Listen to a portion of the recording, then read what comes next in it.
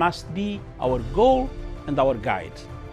And all that we strive for as a human family, dignity and hope, progress and prosperity, depends on peace. But peace depends on us.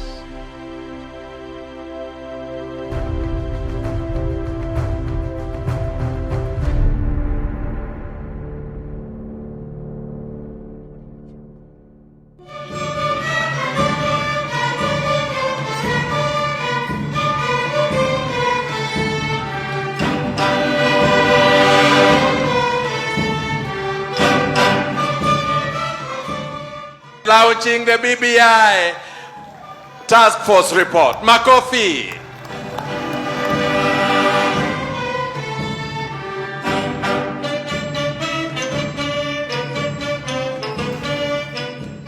Your Excellency, I am very happy that the document, the recommendations and the proposals that have been put forward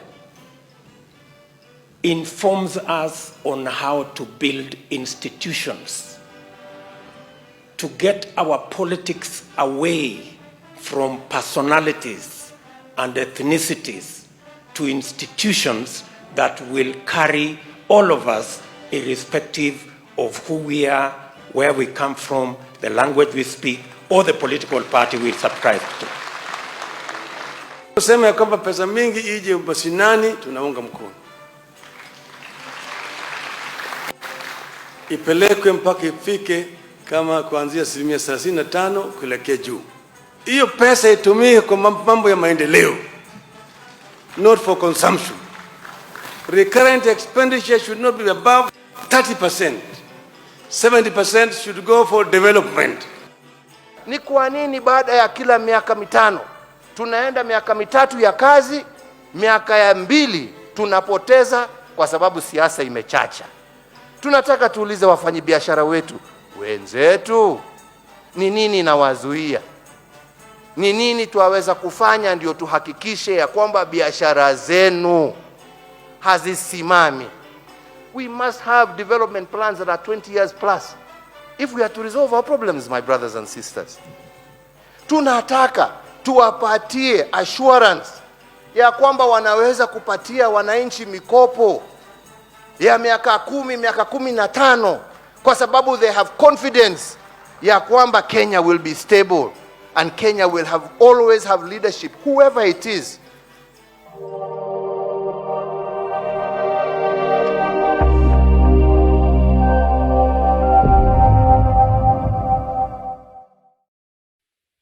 Thank you very much. Welcome back to Punchline Africa TV, broadcasting all the way from Nairobi, the Republic of Kenya. Viewers, wherever you are in Africa, this is our Plan African station, a station that looks at African issues, what ails Africa, what kills Africa. How can we resolve our own problems without inviting any other person to come to this continent to bring us more headache? Do we have a lot of headache? Do we have progress? This time is Kenya.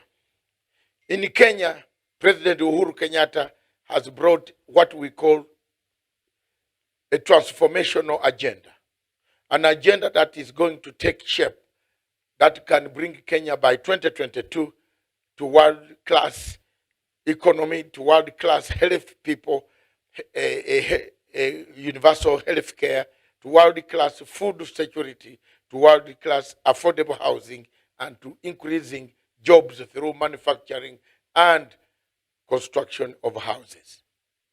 President Uhuru Kenyatta has stated that this is the most important aspect of his legacy, that he would like to leave a legacy in Kenya by having these items tackled. You in the county, wherever you are in this country, those representatives of ours, of the ones that are in those counties, one by one, wherever you were, in Kakamega, in Bungoma, in Turkana, in Moyale, in Mosabit, in Mandera, in Coast. Most of you know what we want to be done. We want to find out exactly at the other places, Taveta, Migori, Siaya, Kisumu, Eldoret, which is North UG, which is also Narok. We want to know what is supposed to be done. What can be done to change the lives of the people of those counties and other counties in Kenya? What can we do to change, to help the governors, the local people, the citizens? What can we do to improve our housing? What can we do to improve our food security, to have enough food such that the food can never be a problem to Africa at all? Year in, year out, or year out, year in, we are begging for donors to bring us relief food. Yet we have arable land that is underutilized. Why can't we look at the arable land and start changing methods of farming, methods, tools? How much do we need to change our food production? Britain is a quarter of this country. But Britain has enough food to keep itself for over 200 to 400 years. Our food storage, do we need to look at it? Our food preservation, do we need to look at it? To improve food security, you need to talk about all these things. And that's why President Uhuru Kenyatta has said, let's talk about them. Let's tackle them now, so that by 2022, we leave a legacy for others who will take politically the train and the leadership of this country, going on that route. Instead, what has happened in Kenya, people are not thinking of the Agenda 4. Is it because the Big 4 action plan, people don't know what they are supposed to do? Is it because the research is not enough? What is the value that you can get out of a good house? What is the value that you can get if the industry is near your home?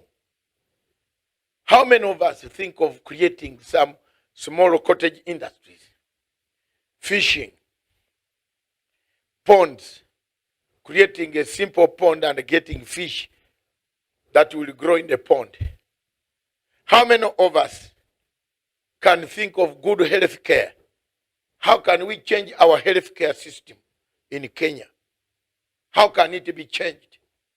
Can it be changed by merely all the time saying, this is what we want? Or can it be done in a different way? To think, to bring in such that every 50 to 100,000 people have got a doctor and a GP who can have a referral system to refer them to diseases that cannot be treated in those small clinics or small GPs, which are many hospitals. The onus is upon us, upon the people of Kenya, wherever they are, with the help of any other people. Our role as a television station and the media is to publicize these initiatives of the president. We publicize the media, tell it as it is, writing in digital platform, writing on our Facebook. Our numbers, several representatives all over the whole counties are busy as we talk, writing and talking about the Big 4. They are busy engaging in the Big 4 activities to make sure that advocacy, campaign, publicity, to make sure that people are aware. We talk about food security. You can't have food security when you are cutting down all the trees. There will be no water. You can't have food security when you don't know whether there's water or this water is alkaline. When you see rhinos being transferred from places where water was not alkaline and taken to alkaline infested waters and they die. There is something wrong with the systems. So we need to come and talk about these things.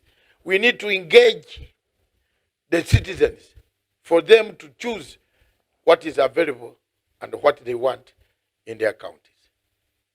Punchline Africa TV, therefore, engages the people every morning until the next coming several months. We shall be engaging people. We shall be talking about this big four.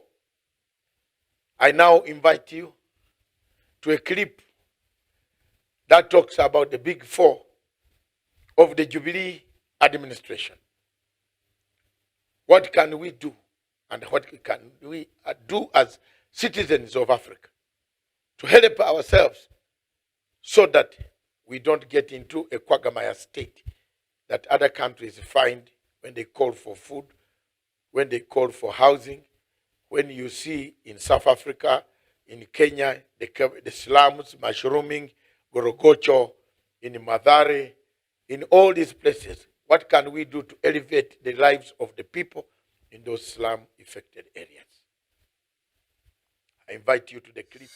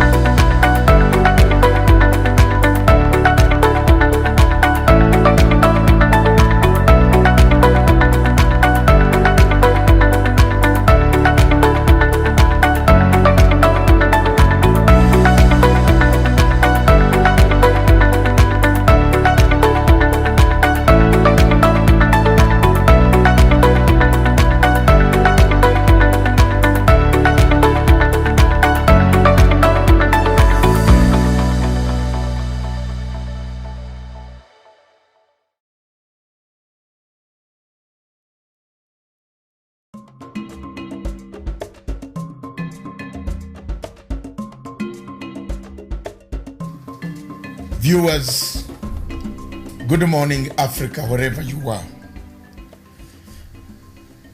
We are looking at the rise from the ashes of the judiciary of the Republic of Kenya. For the last 2 years, since the nullification of elections of 2017, the judiciary of the Republic of Kenya has been on the headlines and in every newspaper worldwide, nationally, regionally, and Africa at large. The nullification of that election brought what we call a dual system of courage of justice. That the presidential election held on 8th August 2017 was not conducted in accordance with the Constitution and the applicable law, rendering the declared results invalid, null, and void.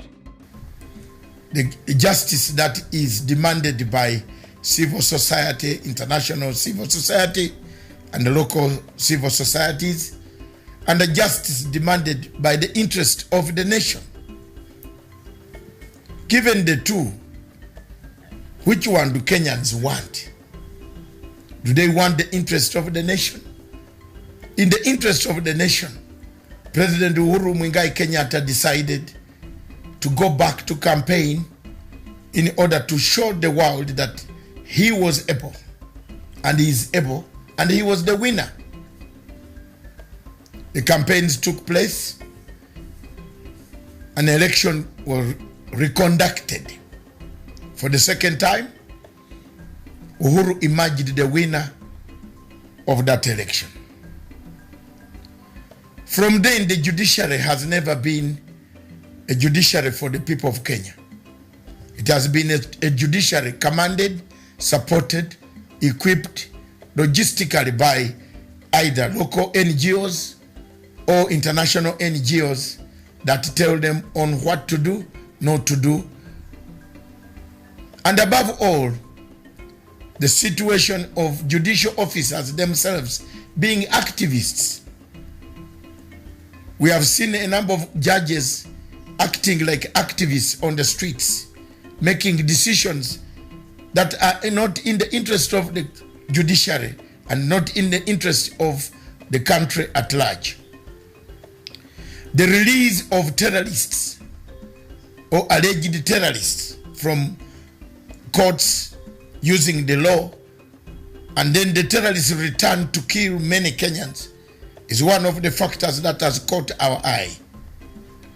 In Africa School of Thought, we believe that Chief Justice Maraga and his entire team, or Chief Justice Maraga, the Deputy Chief Justice, Madam Mwiru, have not done a service for this country. They have misused the powers conferred upon them by the Constitution of the Republic of Kenya to either do politicking or accuse the executive of being political or being a witch hunter against the judiciary. Time and time again, President Uhuru Kenyatta has pumped in money in the judiciary to raise the standards of the employees of the judiciary, to give the judges freedom and welfare that they are able to conduct their affairs without interference. Is it time now for the Kenyans to say we have had enough of a bad judiciary? Is it time now for us to fight and for Africa to rise up? Because we see a lot of shrinkage of constitutionalism being done by the judges. If you look at what the judges in Malawi did, they did it in the morning, they reversed it in the afternoon, they ate it during dinner. Is this what Kenyans want? I leave it to you, Kenyans. Our hopes lie on the judicial service, the new judicial service system that has been put there, and hopefully, and only hopefully, that one day we shall rise from the ashes of corruption. Thank you.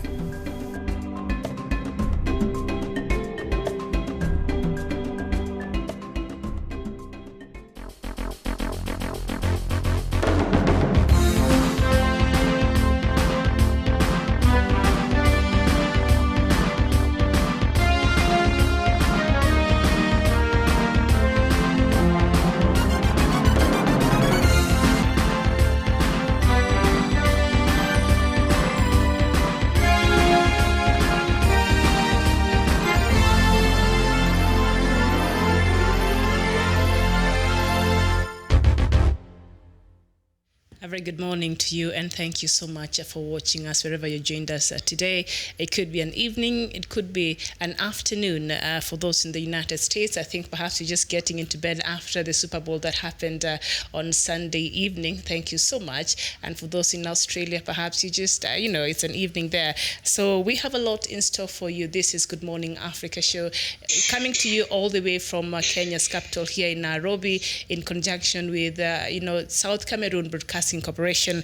So today I'm joined with Doctor. He's not in the studio, but he's joining me via Skype at a different location. Doctor, good morning to you. Good morning. Good morning. I can't hear you. All right, we seem to be having a problem there, but I can get you very, very loud and clear. I don't know. Are you able to hear me now? Are you able to get me now? I can't hear you, Miriam.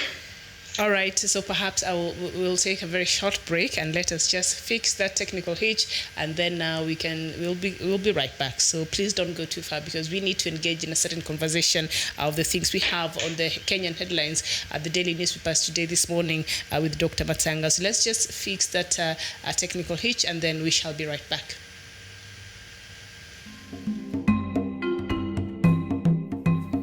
Fellow Africans, I took this petition to the court in order to stop any future usage of falsehood and false documents, procured witnesses of the Waki Commission.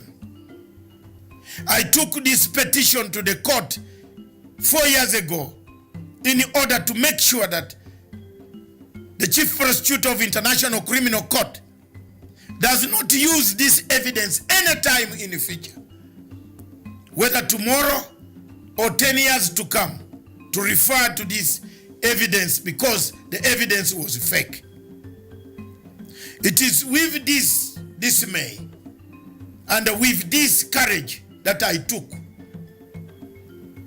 to go to court in Kenya to seek a judicial review and to redeem the credibility of both those accused and the victims of this catastrophe that occurred in Kenya, that I decided to seek to expunge this report from the reports and the statute books of Kenya.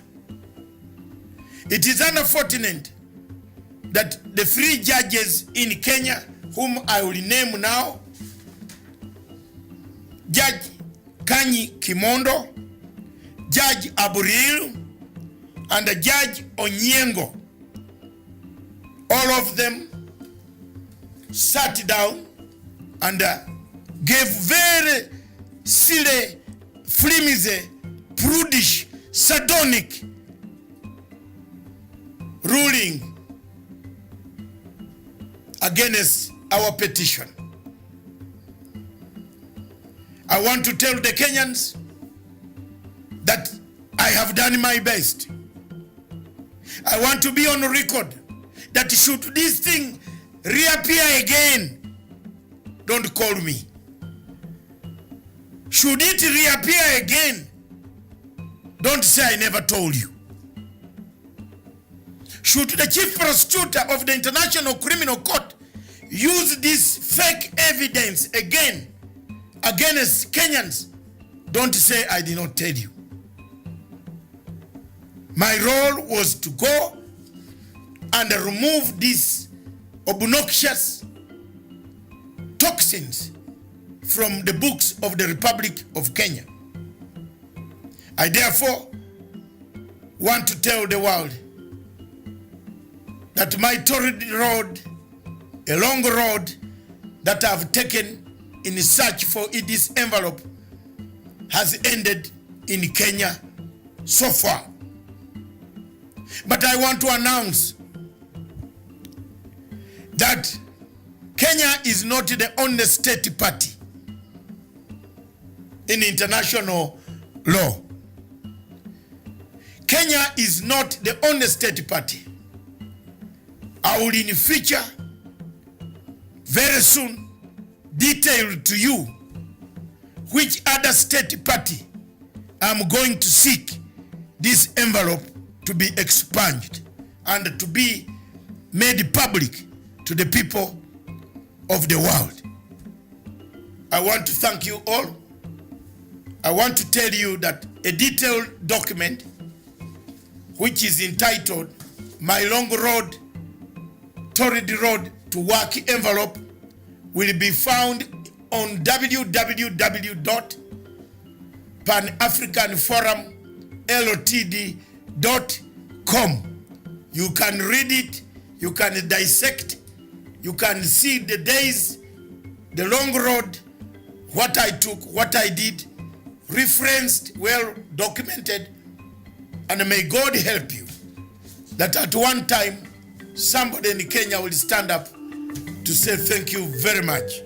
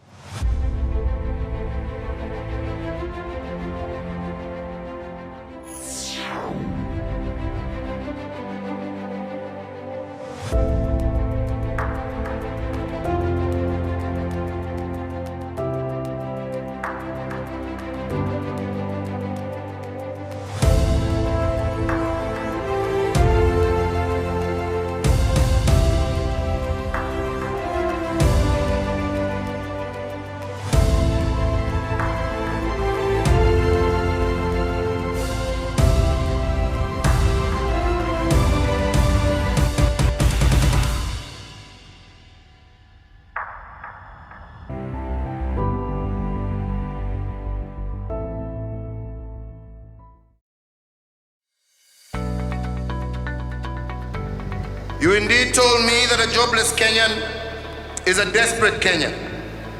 You told me also that a hungry Kenyan is a negative Kenyan. You told me that a sick Kenyan is a weak Kenyan. And you also told us that a homeless Kenyan is a Kenyan without hope. You, the Kenyan people, spoke clearly. We want dignity. We want to put enough food on our tables. And we want a lower cost of living. We listened. Since, and on reflection, I have come up with 4 responses to these concerns, and I call them the big 4. Food security, affordable housing, manufacturing, and affordable health care for all. That is the position on the big 4. Food security, health, universal health care, housing, affordable housing, manufacturing. Many of the people in the rural areas would like to know how food security is very important, to have food enough for eating and surplus for export, to have enough food to feed families. Many people would like to know what universal health care is. We need to start to talk to people, to tell them, to do documentaries. How is the fishing? What type of fishing can be done on a small 1 acre? We need to go out inside in the villages, get our teams that can come up with all documentaries, weekly, daily, so that fishing can be improved. Fishing can become one of the food. When people talk about food in Africa, Miriam, in Siaya, for example, people think of the maize, but fish is also a food item that must be stored, that must have facilities for. The 4th element is food security and nutrition. Since independence, we as a people have sought to ensure that our citizens enjoy food security and proper nutrition. And while we have made good progress, the challenge, however, remains yet to be fully conquered. It is time to address once and for all the multiple and interlocking factors that leave too many Kenyans at risk of hunger. Our immediate actions start now. We will bring targeted taxation to bear to put idle arable land to use. We will continue to encourage and facilitate large-scale commercial agriculture to diversify our staples through irrigation and other technologies. We will protect our water towers. Small-scale farmers will receive better extension services and market access, and subsidies will be redesigned to improve food yields and production quality. We have said 3 items: obstacles, success, and the challenges. One of the obstacles is when the agenda was set out, there was quite a lot of politics that was involved.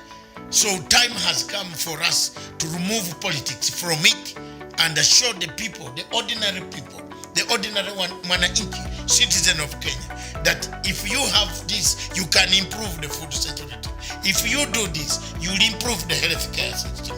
If you do this, if you can plan for a cheaper housing in your local area, a cheaper industry, a cottage industry. For example, look at what we want people. How many youths can gather themselves into a group in Kayole? 10 youths. If you can be washing people's clothes, ironing them, their shirts, when they come from school, they pay you 300 shillings or 100 shillings, Bob, or 20. And if you are doing that as a small group, this is, you see, a smaller cottage industry begins there. Then you end up with a huge, dry cleaner in Kayole, made by youth. But most of the people in our African context, especially Kenya and Uganda and other places, people are focused on the government getting them the jobs. But there is a job. There is the youth fund where you can go and borrow 50,000 shillings and buy dryer, buy this, buy that. You iron people's clothes. There are so many people who are lazy who want, I'm not condemning them, but they go to work very early in the morning. They don't have time to wash this cloth. But you can say, bring your shirts here. You'll have them in the tomorrow morning. You put in a dryer, iron, another youth is ironing. You earn your living. You create employment for yourselves and for the people surrounding you. So job creation. I want you in this spirit to also turn to the person sitting or standing next to you. Greet them and say how proud you are to be Kenyan, and tell them that you are their keeper. Because to be Kenyan, at its core, is about loving your neighbor.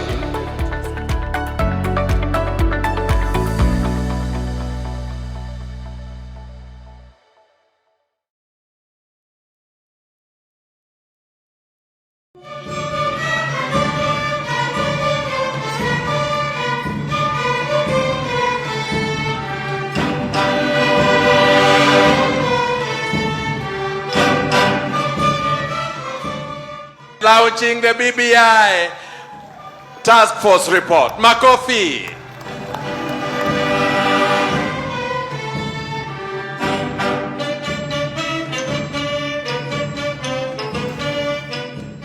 Your Excellency, I am very happy that the document, the recommendations, and the proposals that have been put forward informs us on how to build institutions to get our politics away from personalities and ethnicities to institutions that will carry all of us, irrespective of who we are, where we come from, the language we speak, or the political party we subscribe to. Kusema ya kwamba pesa mingi ije mashinani, tunaunga mkono. Ipelekwe mpaka ifike kama kuanzia 35% kuelekea juu. Hiyo pesa itumike kwa mambo ya maendeleo, not for consumption. Recurrent expenditure should not be above 30%. 70% should go for development. Ni kwa nini baada ya kila miaka mitano tunaenda miaka mitatu ya kazi, miaka ya 2 tunapoteza kwa sababu siasa imechacha? Tunataka tuulize wafanyabiashara wetu wenzetu, ni nini nawazuia? Ni nini tuwaweza kufanya ndio tuhakikishe ya kwamba biashara zenu hazisimami. We must have development plans that are 20 years plus. Welcome back, and we apologize for that a bit of a technical hitch we had there as we started the show earlier on. I'm joined by Dr. Matanga from a different location, and he joins us through Skype. And so we are having a bit of a problem, but it has been taken care of. So now Dr. Matanga is back. Doctor, good morning.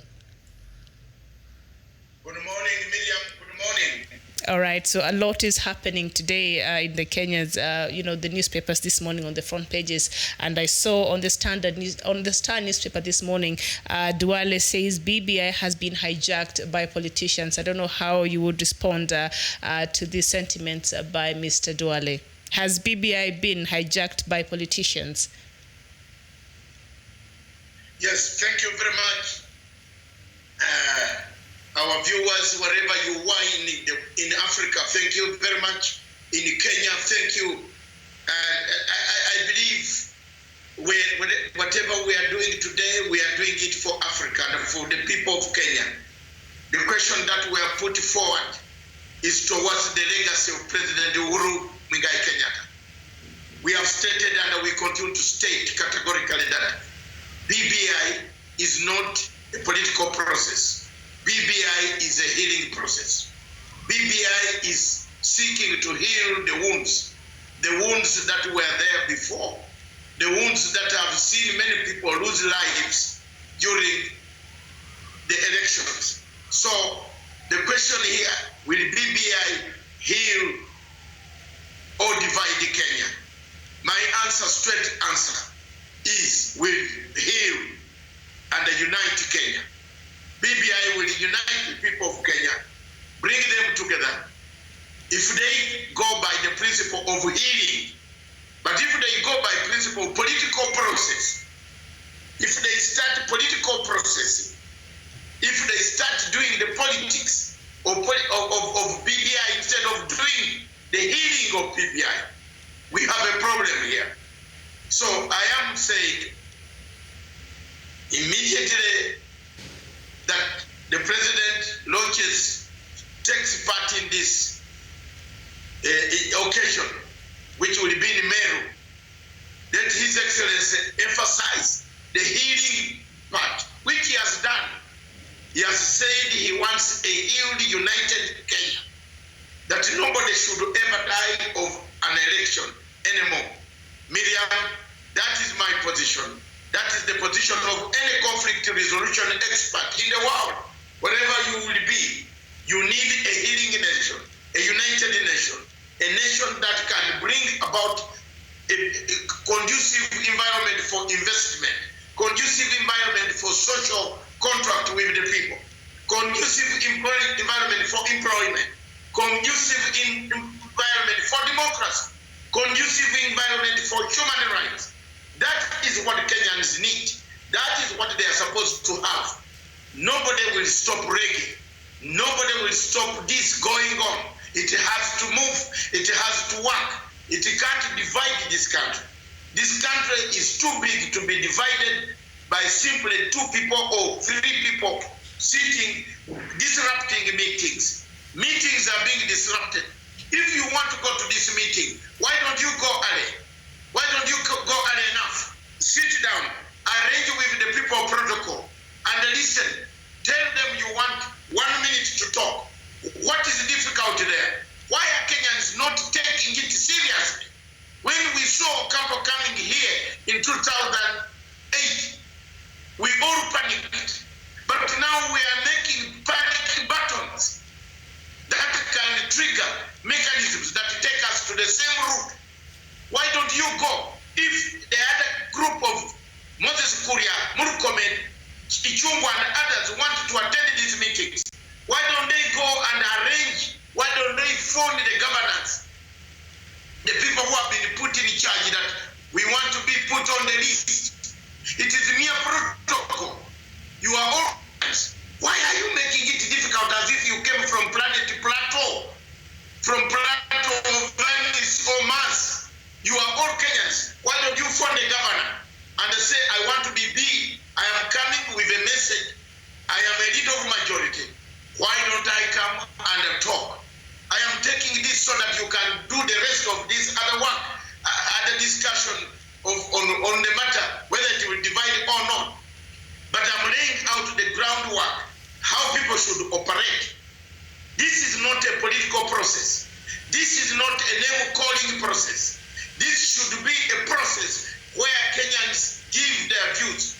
What the governors have done is a very good thing to summarize the views, the general views of regions. Then later on, there will be a committee to sit down. If Murkomen and others are not happy, let them wait for that committee to sit and pick out what all the regions say.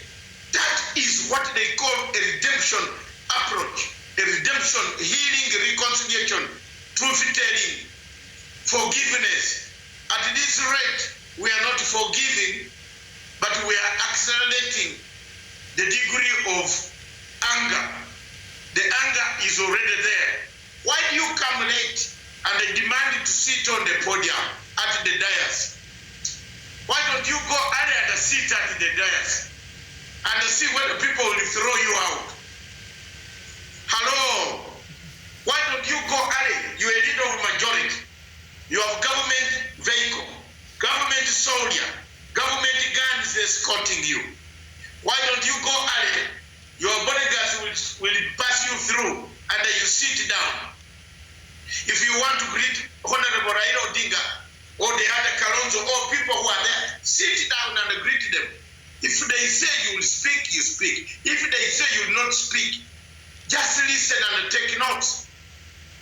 Because nobody has delegated you to go and speak. You are going there as a Kenyan. Therefore, I believe the BBI will unite Kenyans if they follow the route of healing, as opposed to the route of escalation of anger that has accrued since 1992. All right, and also in just one of the dailies, we're just going through, the news making headlines across, the newspapers this morning, and just because all of them are covering BBI, they're just part of the headlines this morning. So there is one, of course, on the Star newspaper on page 4 and 5. I read there, regional leaders now battle to control BBI meetings. It is seen as if some politicians are taking this advantage, the BBI and these meetings that are being held across different parts of the country, and we saw the struggle that was between Gilu and also Kalonzo Musyoka as the kingpin of Ukambani region. And so we are seeing some leaders taking advantage of these meetings to perhaps launch their 2022 political aspirations. I don't know what you make of this. Miriam, I couldn't hear that question properly, but I don't know what it is for me to hear you properly. But as a basis of all this, I think let me say my part. Then I leave you to break down your part. I have read the Daily Nation. There is no stopping me. Ruto declares nobody has stopped the deputy president to do anything. It is himself stopping himself from attending these meetings. I don't think if the deputy president arrived in Kitui in that meeting, anybody will close him out. He's a deputy president of the Republic of Kenya. Therefore, he should go to these meetings and attend them. Nobody is going to stop him. Nobody will block Ruto if he went to these meetings where the Raidas are. They will start even talking very nicely, shake hands, sing songs, make Kenyans happy, united. But if you go on with parallel arrangements and a parallel anger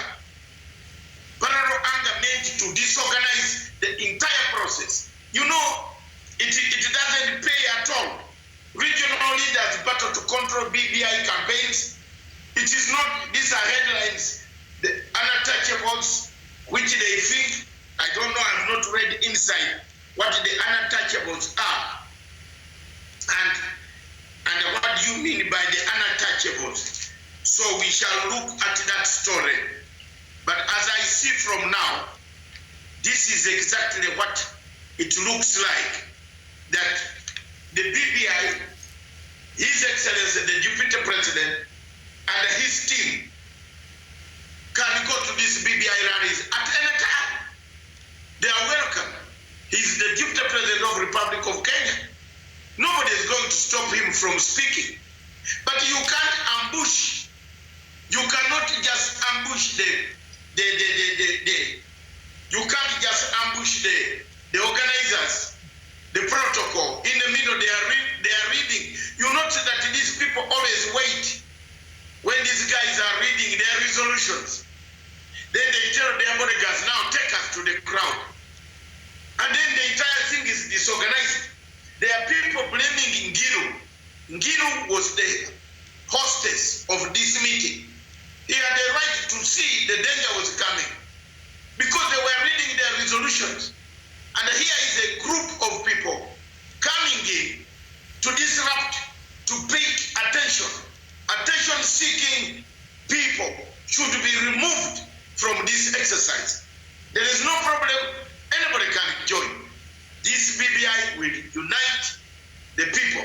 It will heal the wounds that have killed Kenya since 1992. It will in elections.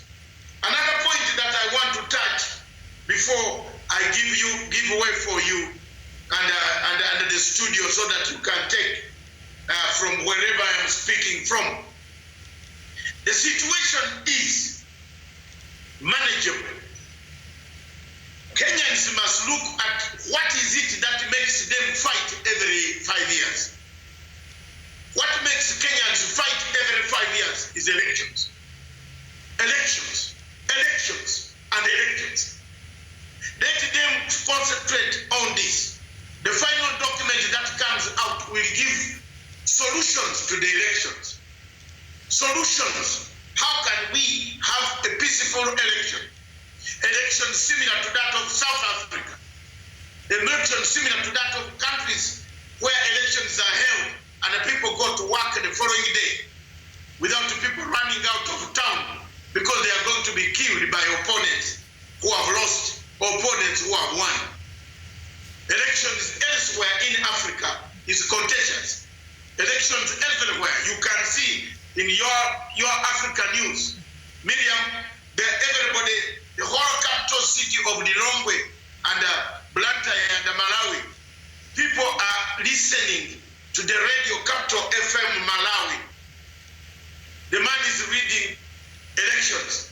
The whole country is gone on holiday because people are anticipating violence.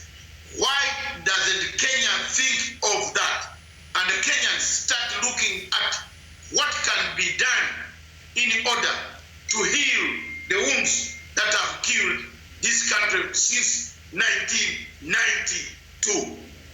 That is my position. That is the position of anybody who loves Kenya, who loves this African country. That's the position of President Uhuru Kenyatta. He said, and I repeat, and I will quote what he said. President Uhuru Kenyatta, while addressing the New Year's address, he said the following, and I want to read it so that our viewers can know what the president said. President Uhuru Kenyatta said one thing. BBI is definitely healing our motherland, Kenya. His Excellency President Uhuru Kenyatta anchored his New Year's message on the recently launched Building Bridges Initiative report.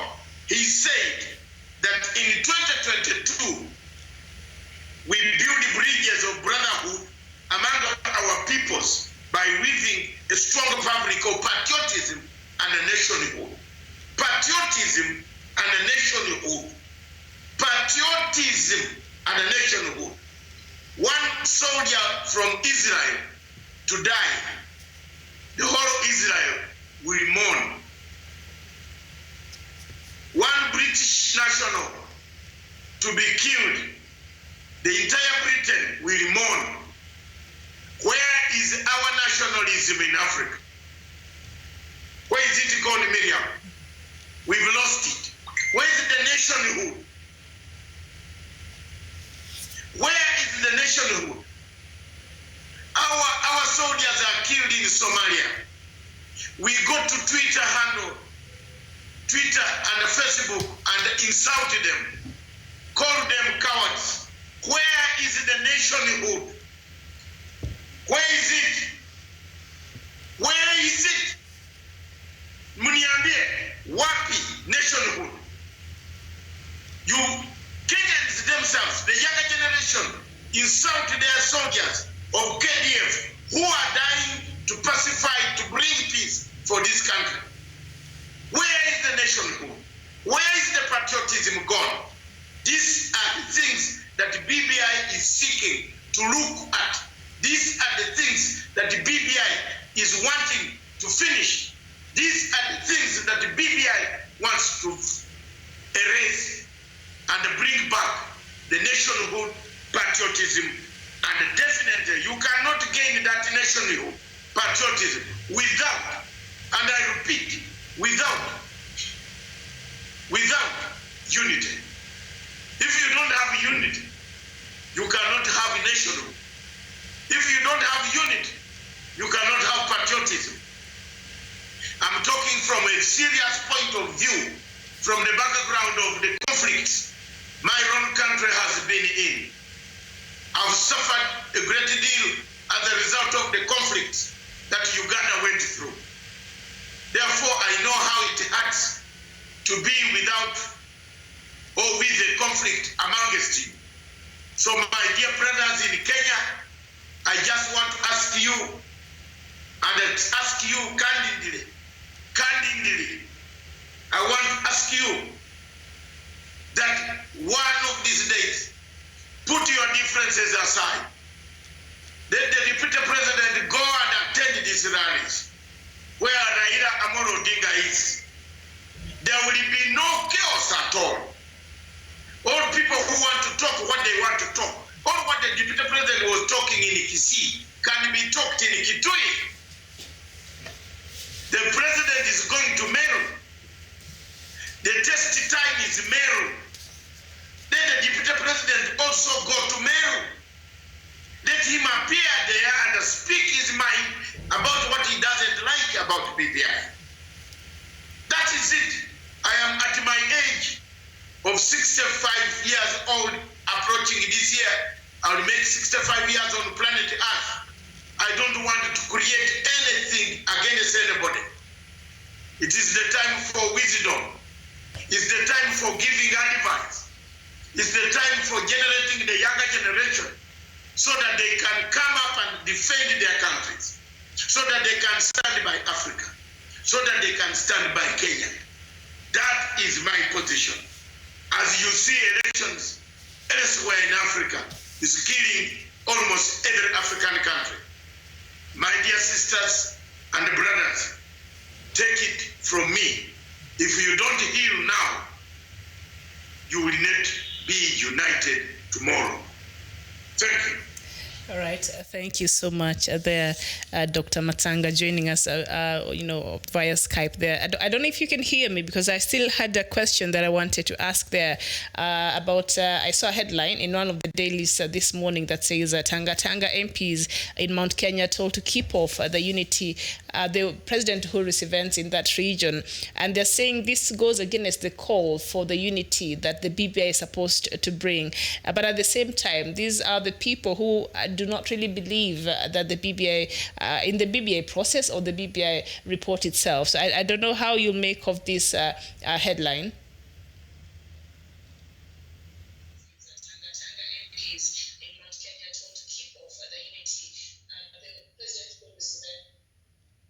Can you repeat that question again? All right, we apologize. We're having a bit of a problem, but we shall get through it. People who do not really believe that the BBI, in the BBI process or the BBI report itself. I don't know how you make of this headline. I think I'll just go ahead with the show because we seem to be having a problem connecting and our signals. So production, if you can. Production, if you can, we can look at that. Let's just.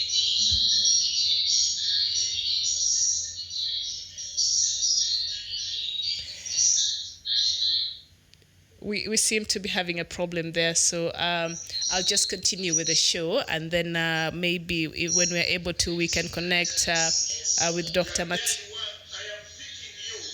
Miriam, I'm picking you. The signal, I think. All right, so I apologize for that. We seem to be having a problem with our connection and our signal, which is it has given us a bit of a hitch there. Dr. Matanga was in a different location, and I just wanted to get his thoughts over the news-making headlines in the country this morning. So, of course, one of them from the Star newspaper, Duale says BBI has been hijacked by politicians, and of course, Dr. Matanga gave his thoughts on that. And then the other one is Deputy President Mr. William Ruto says he will not stop launching the development projects. Remember, President Uhuru Kenyatta the other day came out and said he castigated. He did not mention a Deputy President by name, but he said there are some people that he gave the responsibility to go and monitor and launch some developmental projects across the country, but instead they took this opportunity to launch their political, bid for 2022, or they turned it into their own advantage, and so the president came out and said now he will go and launch this project by himself, monitor this project by himself, and so now DP Ruto has come out and said, you know what, I will not stop going out and launching this project. Shall be continue doing what I have been doing. So it appears they're not agreeing with the president, and as we know, President Uhuru Kenyatta and Raila Odinga left yesterday, heading to the US for the national prayer and a meeting there that they're supposed to speak about this handshake and give their handshake story at the US Senate there. So let's just wait and see how they should be doing that. I think on between 5th and 6th, and they traveled yesterday. So thank you so much. Again, we apologize for that signal and that hitch we just had there. So now I think we can just jump into what's making news across Africa this morning. And of course, as we speak right now, the latest that I've been given here from Malawi is that a judgment reading has started at the Constitutional Court. The judges have indicated that the document is 500 pages long and will take long to be heard in full. The judgment will be given in a summary, which will cover the gist of it, and an entire judgment will be given tomorrow at 4 p.m. It is being read by Justice Hili Potani. Now, the Constitutional Court notes that the electoral process is costly, and it is expected that the elections management body must work with diligence. Now, the Constitutional Court believes that electoral disputes should never be taken lightly and must be treated as such, mostly when involving presidential polls. So that is the latest there from the Malawi election petition. Malawians went to the elections last year in May, on the 21st of May last year to be precise, and after that the elections, the presidential results were disputed by the opposition parties, the leading two opposition parties, and so there was a quick judgment there over the first petition that was given, and the court seems to have, thrown away all the case that was brought in front of it at that time, but the opposition went again to court, and now the case will be determined, I think, by the judgment has started, and so we're waiting to see how that will happen. And even as we speak of Malawi, there has been a high level of anxiety in Malawi as people wait for the panel of 5 judges to make a ruling on the presidential election. Now, many schools have been closed and some public transport has been suspended ahead of today's decision on whether the results should be annulled. President Peter Mutharika won a second term with 38.6% of the votes, and the opposition candidate Lazarus Chakwera went to court to argue that he should have been declared the winner.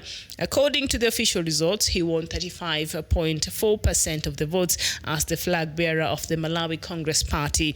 A former ally of the president, Saulos Chilima, who came third with 20.2%, it is also challenging the election results now.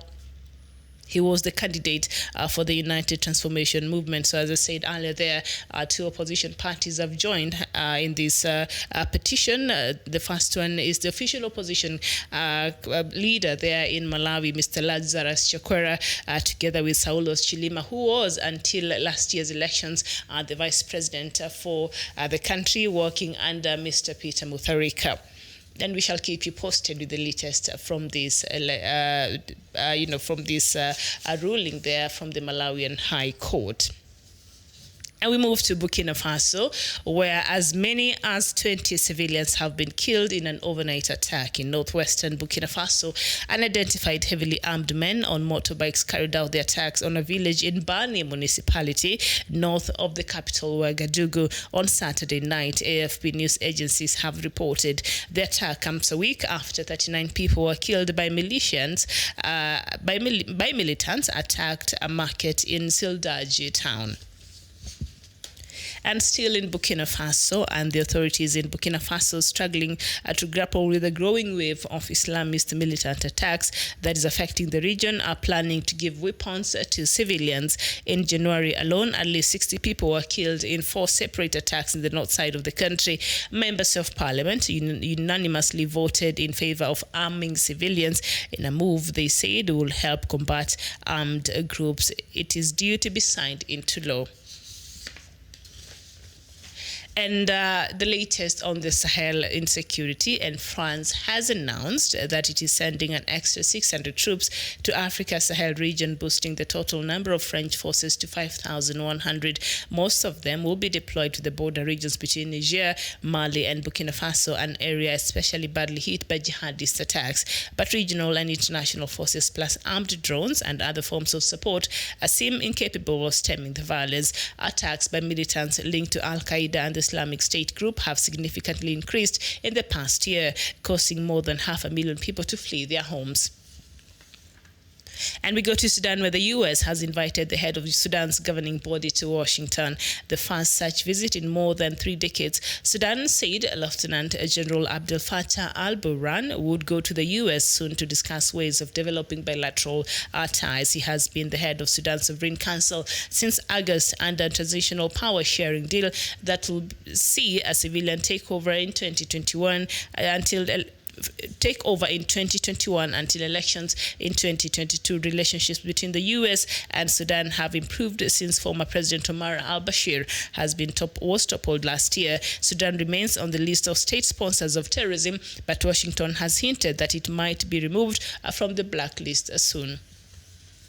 We go to Somalia, where Somalia now has declared the invasion of locusts as a national emergency. And of course, the leadership of the country did that on Sunday. Locusts have devastated food supplies in one of the poorest and most vulnerable regions of the world. A statement by Somalia's agricultural minister said the move is due to current upsurge of locusts, which constitutes a major threat to the fragile food security in the country. And we move to Eritrea, where the East African nation of Eritrea on Sunday expressed dismay at this unfriendly act after the Trump administration included it in the latest 6 countries to face U.S. visa restrictions. Eritrea's information ministry asserted that the U.S. decision was made without justification to send a negative signal and runs counter to U.S. policy of constructive engagement. The Trump administration on Friday announced various visa restrictions on immigrants from Kazakhstan, Myanmar, Nigeria, Sudan, Tanzania, as well as Eritrea. And we go to Uganda, where the East African Court of Justice is this week expected to make a critical ruling on Uganda President Yoweri Museveni's bid to extend his 34-year rule of the country by contesting in next year's general election. In a petition filed by Kampala-based lawyer Male H. Mabirizi, the ESCJ has been asked to determine whether, as decision by the Constitutional Court of Uganda to extend the presidential term and age limit is against the East African Community, a Treaty on Democracy and Good Governance. Mr. Mabirizi, who is representing himself at the Arusha-based court, is seeking interim order of injunction restraining the government of the Republic of Uganda from implementing any of the provisions of the Ugandan Constitution Amendment Act 2018. And we move to Zimbabwe, where Zimbabwe could slide into anarchy as security forces battle the rising number of militia groups that has taken over informal gold mining areas where they maim and rob miners. Since December last year, the police have arrested at least 1,800 militia members who have been attacking miners using machetes and stealing their gold ore. The gangs, connected to politicians in the ruling party ZANU-PF, have been linked to several murders across the country, and analysts say security agencies need to move faster. And we go to South Sudan, and the parties to the revitalized peace agreement and IGAD special envoys are expected to resume meetings in Juba beginning today to address the pending issues of the number of states. This is in line with the timetable for the meetings released on Saturday by the Intergovernmental Authority on Development, IGAD. And the three-day meeting will start with meetings of the special envoys themselves before a meeting between special envoys and parties to the peace deal tomorrow on Wednesday and on Wednesday. A week ago, IGAD postponed meetings between parties to the revitalized peace agreement, and the Deputy President of South Africa, David Mabuza, who has been mediating between the parties on the number of states and their boundaries. And still staying with South Sudan, and the United States named Mr. W. Stuart Symington IV as the special envoy for South Sudan. The U.S. State Department said in a press released on Friday. And now, Special Envoy Symington will lead the U.S. efforts to support the peace process and a successful political transition in South Sudan. According to the announcement made by the Office of Spokesperson of the Department of State, the announcement comes after Assistant Secretary for U.S. Department of State's Bureau of African Affairs, Mr. Tibor Nagy, visited South Sudan last week in a bid to push the implementation of the dragging peace deal. And we end with Biafra, where the indigenous people of Biafra on a Saturday hailed the leadership of the Republican Party in Iowa, United States, for inviting its leader Nnamdi Kanu to President Donald Trump's campaign rally at Des Moines in Iowa. The group claimed that Kanu was a special guest at the rally held on Thursday, January 30th, 2020 in the area. It maintained development was an indication that there is a realization of a sovereign state of Biafra was at hand. In a statement by its media and publicity secretary, the group described it as ironic for a leader that was labeled a terrorist by his home country to be treated as an important personality in an event attended by the U.S. president. So that is the latest across Africa this morning, and I do not have all the news from the continent. So if there's anything that is happening where you are that you know of, please share with me, and I will share with the rest of Africa. So as we started there, the news coming in is that the judgment reading has started at the Constitutional Court there in Malawi, and that the judges have indicated that the document is 500 pages long and will take long to be heard in full. So what they're saying is, the judgment will be given in summary, which will cover the gist of it, and the entire judgment will be given tomorrow at 4 p.m. After the elections that happened there in Malawi last year in May, as I said there, the 21st of May last year, the opposition went and contested these elections, the presidential results in particularly, because they did not have a problem. Lazarus Chakwera, in fact, took an oath of office as the opposition leader there. He went in as the member of parliament, and so that means he did not have a problem with some parts of that electoral process that saw him become a member of parliament. But what they were contesting was the results of the presidential elections there. So that is the problem. And so they took to court, and it took so much time to hear it. And I think we were having this conversation here yesterday. If you were watching Africa Showdown yesterday and you were just wondering, such a judicial system, the way the electoral laws are there in Malawi, I think is just setting up the country to something that might not be very nice, because there's no way a president that has been sworn in for another term, as he was last year, now you'll come back and say, you know what, you are sworn in, but no. through this petition that we have had, and now you've been the electoral process was found to be fraud. Had a lot of flaws, and so you are not duly elected, and perhaps the country will go back to election, or maybe Lazarus Chakwera will be announced the winner. I don't know how this will work, because this might become another situation like what we saw happening in Ivory Coast a couple of years ago, where Bagbo will not agree to leave the state house and to hand over power after he was defeated. So imagine a situation where this president has already been sworn in for another term, and now you want to come back and say, fine, you've been serving from May up to now, but according to this ruling, we found that you've been in office illegally even after all these months. I don't know if he will return, the salaries he's been receiving. I don't know if he's being paid.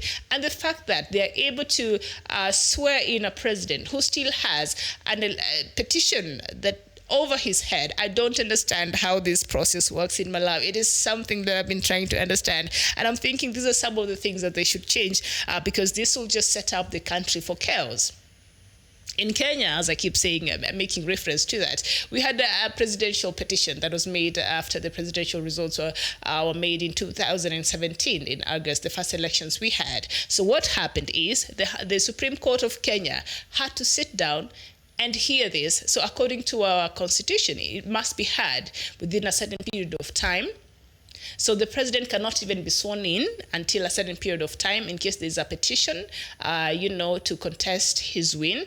And then this case must be heard and determined before the president is sworn in. So that is how our new constitution was formulated, because it was foreseen, because in Kenya, for you to be a president, then you must win 50 plus 1 votes. So you have to win 50% of the votes plus 1, all right, for you to be declared the winner. So, of course, Raila Odinga and the NASA opposition leaders, they went to challenge President Uhuru Kenyatta's win. And so it was heard the first time, and the elections were nullified on the 1st of September, after a long, grueling hearing of that election. And then we had to go for another election in October. And then, of course, there was a couple of things that, the opposition felt were not in place that would, allow for, they felt, a fair election. And so they said, you know what, we're going to boycott. So in some, opposition strongholds, especially the western region of the country, they did not go for this election. So President Uhuru Kenyatta, anyway, was declared the winner of these elections after the second election. So that is very clear. At least the law there works very well. Assuming President Uhuru Kenyatta had been sworn in and then the Supreme Court came and nullified his re-election, that would have been chaotic. And in the nature of our politics here in this country, I can't even imagine what that would have looked like. But I'm thinking this is why Malawi is very anxious today, even as they wait for a panel of 5 judges to make the ruling on the presidential petition election today. And as I said there, the judgment reading has started. Of course, it's a lot, so they will not read the whole 500-page ruling, but they say they'll finish that tomorrow, but they'll give a gist of it, just what is important. Did President Peter Mutharika election, was he elected? Was he duly elected? Was there some malpractice that will warrant a nullification of the whole process? Were Mr. Chikwera's votes stolen? Was he the winner of that election? Because Mr. Mutharika won by 38.6% of the votes, and he was followed very closely with Mr. Lazarus Chakwera, who came in second with 35.4 votes, and of course, in a distance, a third was Saulos Chilima, who came in at 20.2%, who until the elections last year was serving as Peter Mutharika's vice president. So a lot is at stake there in Malawi, and the world is watching, and we are watching because we've been following this story very, very keenly. And so we are watching to see what's really happening there in Malawi, and what this court will say there today. A panel of 5 judges are determining this case, and they're giving their verdict today, but the whole document, I think, will be read tomorrow. So thank you so much. I see you're engaging with me. Thank you so much. Let's keep talking. Is there anything that I've left out there? Nota, and you're saying Biafra is here. I don't know. I don't know my feelings about Nnamdi Kanu being invited to a rally there by Mr. Donald Trump. It is legitimizing the calls for, of course, referendum for Biafra. I would look at it like that because you cannot just be invited. You cannot just be a special guest there at such an important rally for the in the U.S. for the Republican Party. So Mr. Nnamdi Kanu there was a special guest for President Donald Trump in that rally that happened in Iowa. Remember, that is the first caucus. Right now they're starting to, especially the Democratic Party, they've started voting for the preferred presidential candidates there. So one of the rallies, and it normally starts with Iowa state. So there was a rally that a Republican had there, President Donald Trump had there, and Mr. Nnamdi Kanu was part of his invited guest. So that tells you, comes in it's a subtle message to President there, Mr.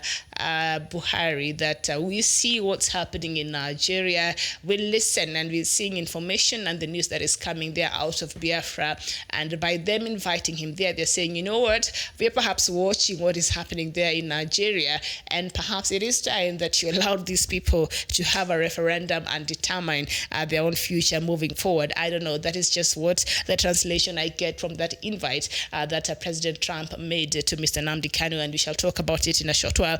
But now let's just continue looking at this, what is happening there in Malawi. But anyway, we shall wait for the ruling, and in case they make an announcement before I'm out of here, then I'll let you know. But if it does, then in the afternoon we shall be looking at Malawi on another show. So Simon Deng, you say the 32 states will remain in South Sudan, but nobody would agree with the Riek Machar demands. All right, so who are you supporting? Are you supporting that Riek Machar is wrong? Are you supporting that the 32 states should remain? Or are you supporting that they should revert back to the 10 states there were when South Sudan became a country? Abraham Wangila, you're saying Riek Machar is demanding a lot. I think at this point I might agree a little bit with your sentiments, because I'm thinking, if all of you were in a room and you talked and you agreed, like, okay, fine, this state's matter appears to be a very contentious matter that we might not solve right now. So how about we just push it forward for arbitration through IGAD, which I'm not sure if IGAD is the right body. Honestly, I don't think if IGAD is the right people to solve these problems. But anyway, it is what it is, all right? So how about now? We agreed for it to be pushed forward for arbitration by IGAD so that we are able to meet this deadline. We are able to sign the peace deal, we're able to agree, and we're able to form this unity government, and we're able to unify the forces. And that is something I've always felt is very important, that nobody is giving any attention. You cannot talk about states. Well, you have not even unified this army forces there in South Sudan, because the army now is divided according to who they are supporting. That is not very healthy for a country that is looking for stability.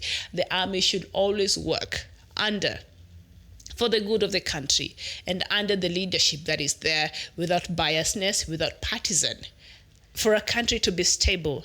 All right. So when you have what we have in South Sudan, where the army has taken sides, even in the cantonment areas, it's just different. Riek Machar soldiers are sitting there, and President Salva Kiir soldiers are sitting there, and they even have militias. One of our viewers here was shocked one day when I was reading one of the news items, and it appears militias that are allied to the government had caused some mayhem in some parts of South Sudan, and they just wondered, what do you mean? The government has militias. Yes, that is the unfortunate reality in South Sudan right now. And these are some of the factors that have made it so difficult for this peace deal. For security to return, for people to live in peace in South Sudan, because these militias are all over the villages and all over the towns there. And then you add on top of security agencies and the army and the police, who are not quite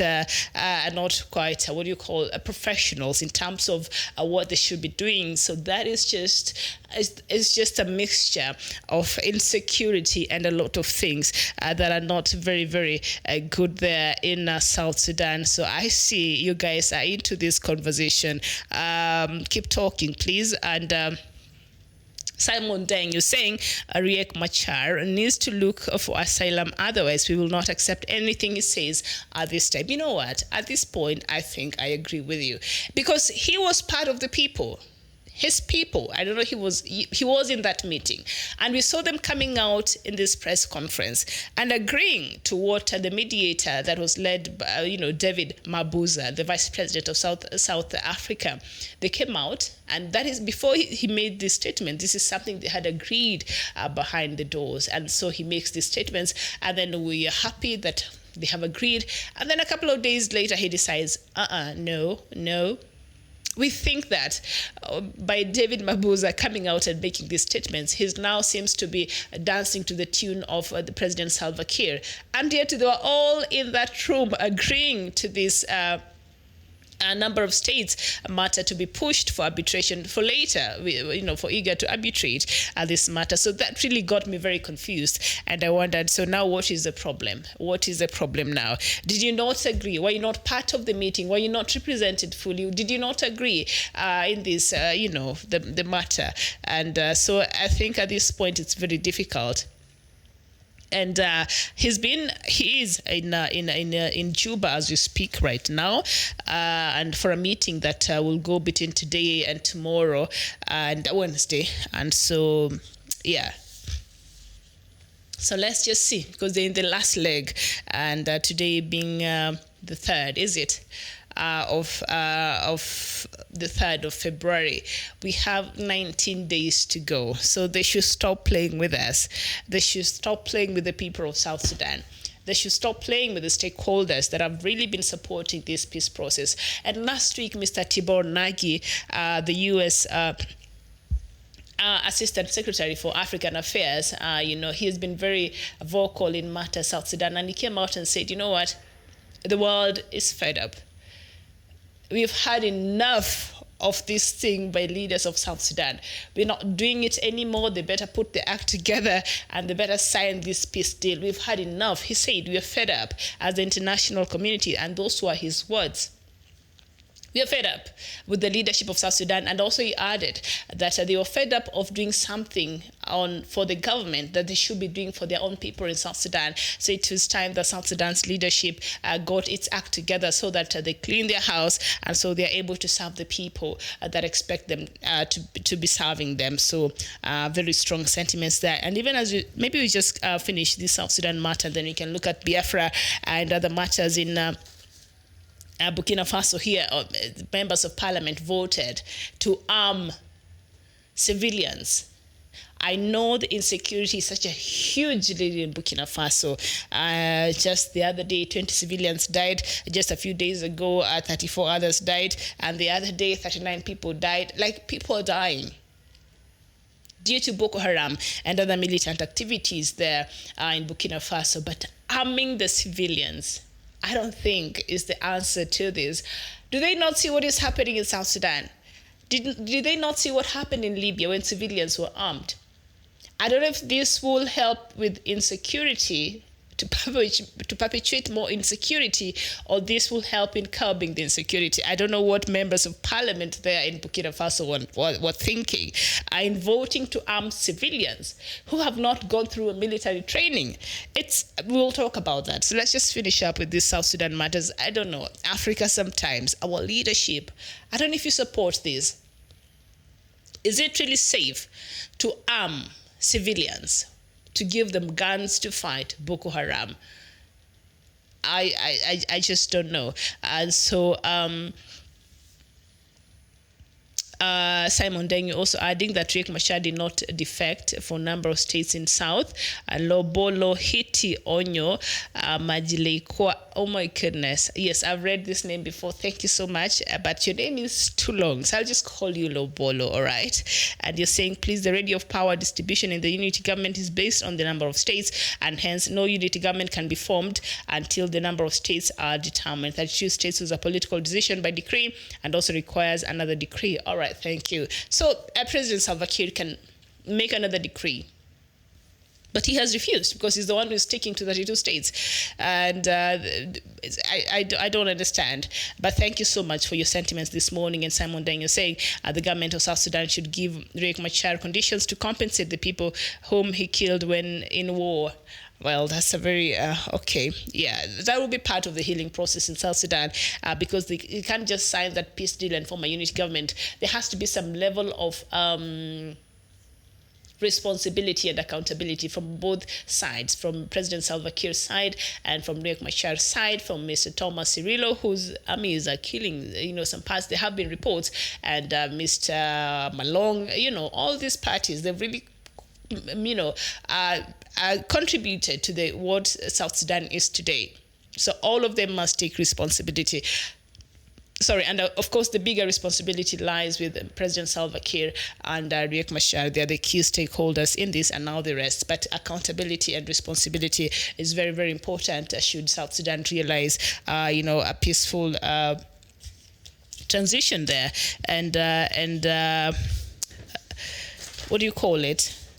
And stability. So now, of course, the United States has named a new special envoy to South Sudan. Remember, they recalled their ambassador last year in November after South Sudan leadership could not, meet the deadline for the peace deal. Remember, the one that was supposed to be on the 12th of November last year. So they recalled the ambassador. He has not been back. So that means the United States has not been represented, in South Sudan fully. So now they did not bring back the ambassador or appoint another ambassador. Instead, they appointed a special envoy to South Sudan, not an ambassador to South Sudan. So I don't know what message here the United States is sending to the leadership of South Sudan. Remember, after they recalled the ambassador, the leadership of South Sudan, particularly President Salva Kiir, came out and said they are disappointed by the United States because they're acting as if they don't have confidence in the peace process in South Sudan. I'm like,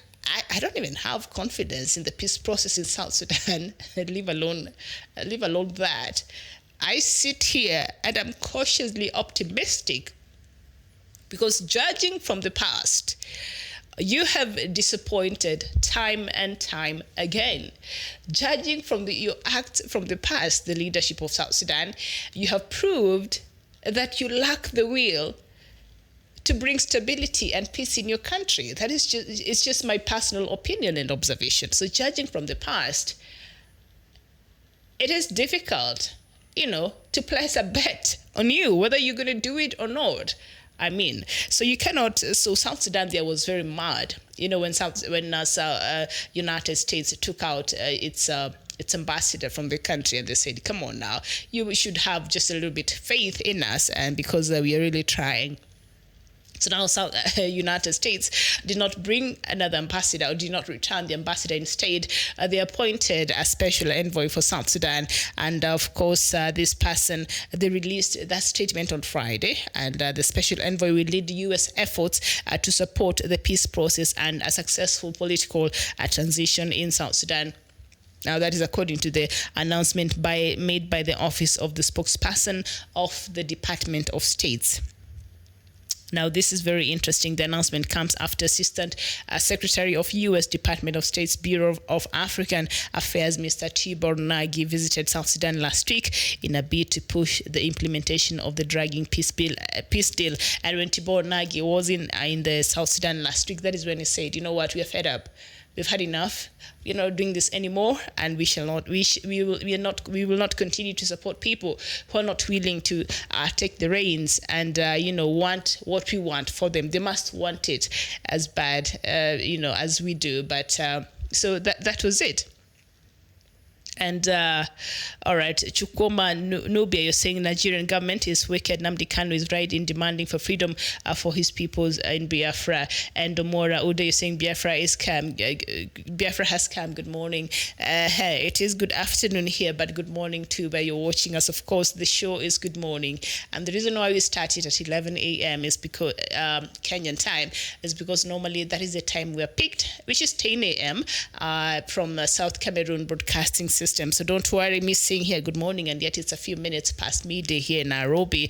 Yes, it's still a good morning somewhere in Africa. So thank you so much. And so Nnamdi Kanu was invited for the rally that Mr. Donald Trump had, in Iowa, and he was a special guest.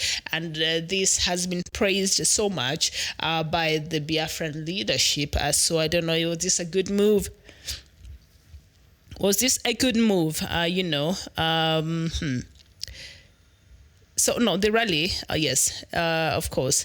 The rally was held on the 30th of January. That was last week on Thursday.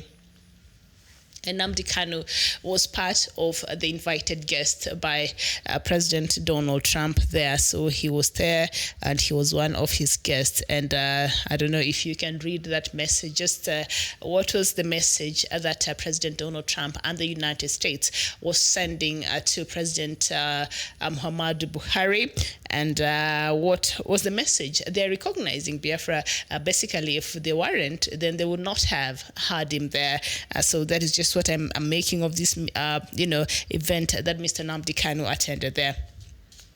But let's just come back to South Sudan and just finish up and look at something else. And of course, in South Sudan, the parties to the revitalized peace agreement and IGAD special envoys are expected to resume meetings in Juba today and to address the pending issues of the number of states. This is in line with the timetable for the meetings released on Saturday by IGAD. The 3-day meeting will start with meetings of special envoys themselves before a meeting between special envoys and then parties to the peace deal tomorrow.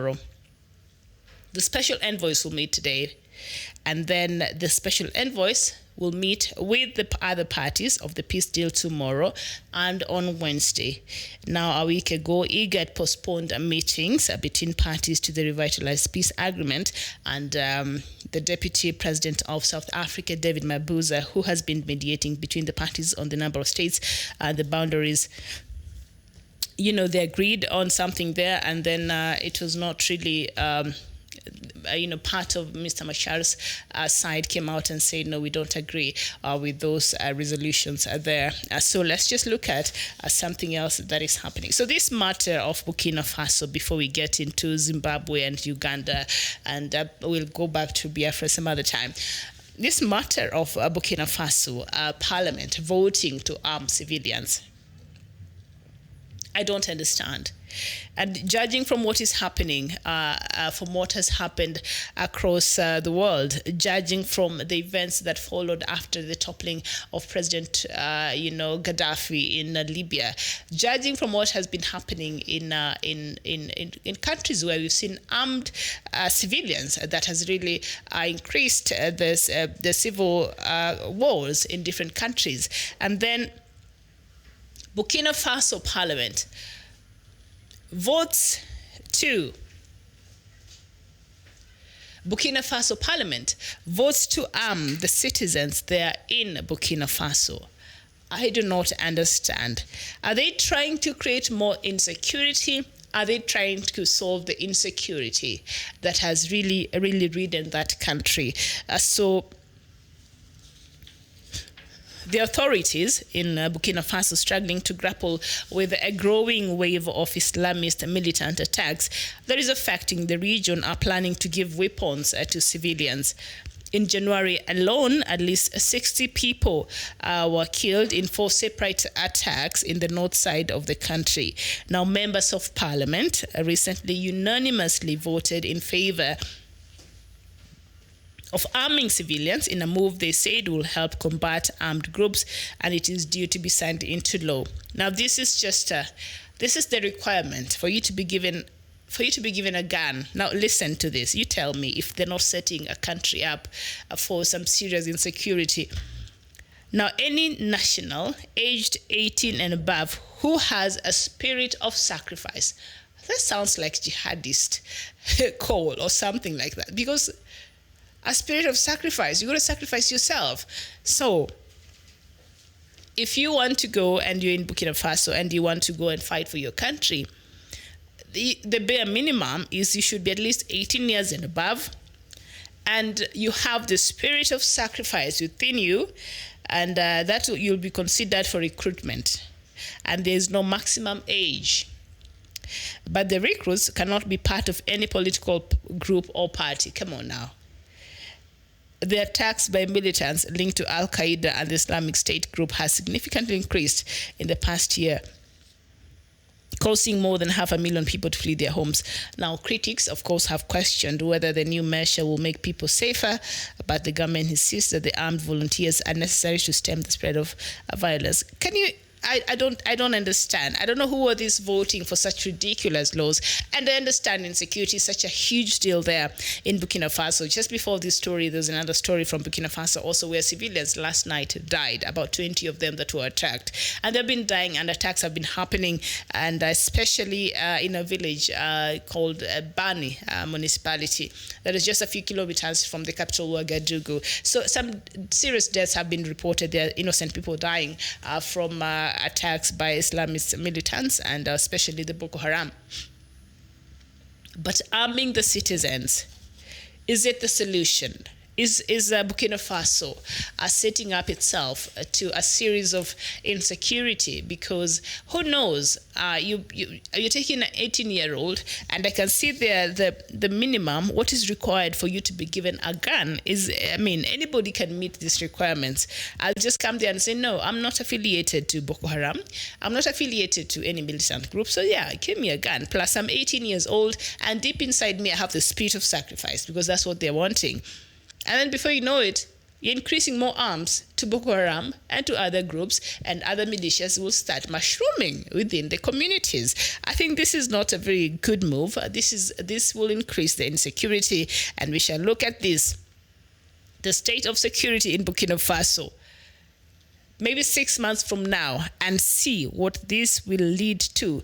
So I don't know. These members of parliament in Burkina Faso needs to reconsider this move, arming our civilians who are 18 years and above, who has the spirit of sacrifice that sounds like jihad to me, and who can also be considered for recruitment, and there's no maximum age. I think this is not safe, and perhaps, in Kenya, we have, like in the local governments there, we have people we call police reserves.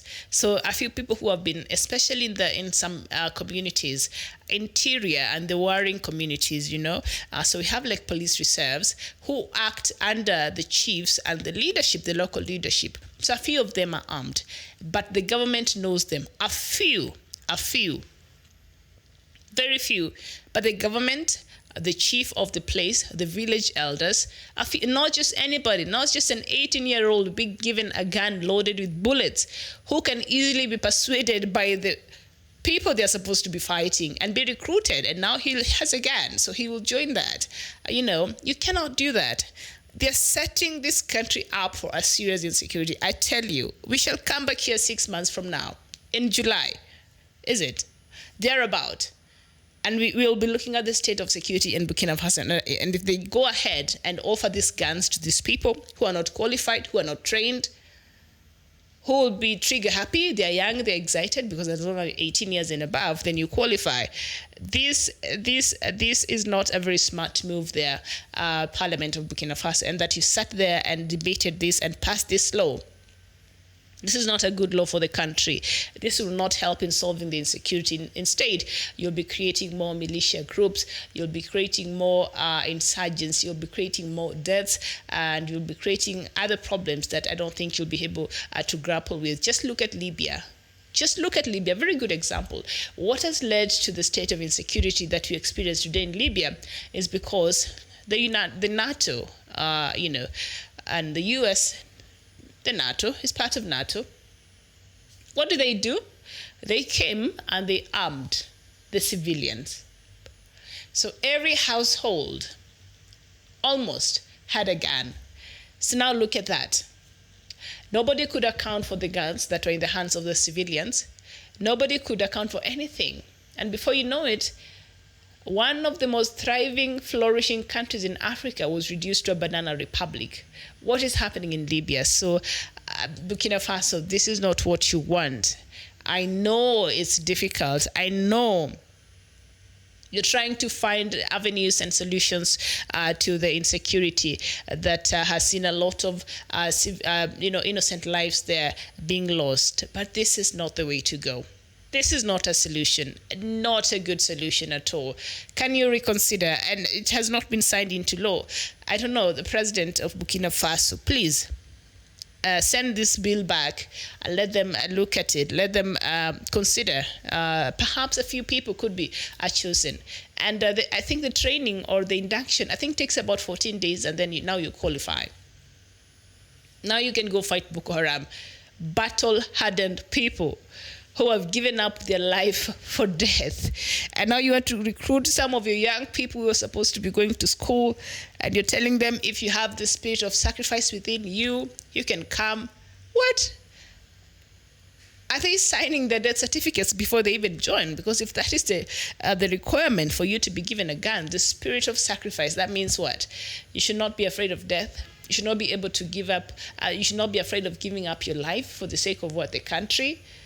Is that even worth it? You're setting up these young people there in Burkina Faso. I don't know. I just have my reservations over this matter. Ishmael Adjei, thank you so much for joining. And you're saying the Burkina Faso government should reconsider their decision. It could sound like a self-defense, but it is not a very good decision. It will worsen the case. The government should rather strengthen the military and the intelligence group. Exactly. Or perhaps do more recruitments in the police forces. Perhaps there's a shortage of the military, there's a shortage of police. That is what they need to do. Take them through a crash course, and then train them so that, they're able to do this properly, but not some innocent young man from some village somewhere. Now you want to set them up for death. That is not right. Emmanuel Maluel, you're saying also in South Sudan, youths are armed to protect their livestock, now are becoming traditional militias and they're fighting. Exactly. Thank you so much, Emmanuel. And I've been citing South Sudan and Libya as the example, and of course other places across Africa. South Sudan. And there were some reports that, the opposition is recruiting child soldiers. I'm not sure. It has not been confirmed. It has not been verified. But there was some information. And other parties were worried that there has been an increase in recruiting child soldiers there. So when you arm these people, when you arm these young men, I don't know if they're arming women, but when you arm these youth, and you give a 18-year-old a gun, a 19-year-old a gun, a 20-year-old a gun, who has not gone through proper training on how to handle this thing, you're setting up the country for serious insecurity in the future. So, as Emmanuel Malwa there said, arming the youth, the young people, the civilians there in South Sudan, these people ended up forming their own traditional militias, and now they start attacking different communities, and now they'll start doing other things that are not proper. But because they're armed, then it becomes very, precarious there. Lazarus Puppet Dino, you're saying, Africa, my Africa, may God give our leaders the wisdom to deal with the insecurity confronting us.